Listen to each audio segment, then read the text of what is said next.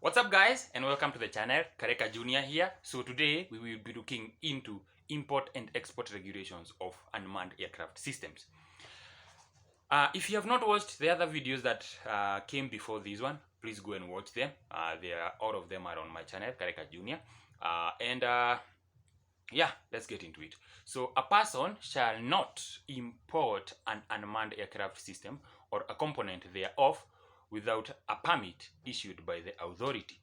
So you cannot import or export a drone or a drone part into Kenya or out of Kenya, that is export and import, okay, without notifying the authority that is responsible for registering these things.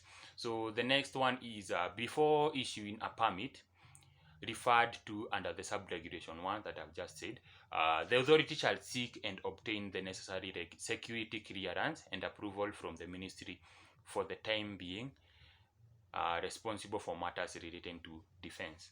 So yeah, so the next thing is a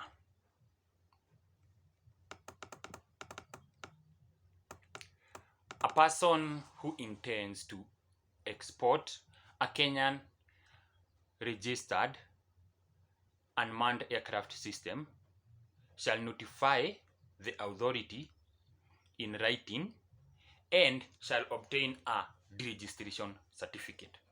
So if you intend to, so if you had a drone in Kenya and you intend to move to another country or to go out to another country, you must inform the authorities in Kenya that registered that drone so that they can issue with a registration certificate.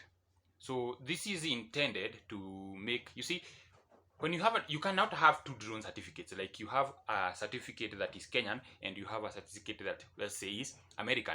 So when you go to America, the authorities there must issue the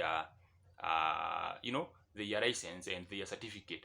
So you must register first in this country so that you can go to that other country and register it there. So that's it guys for the export and import rules of the drones in Kenya.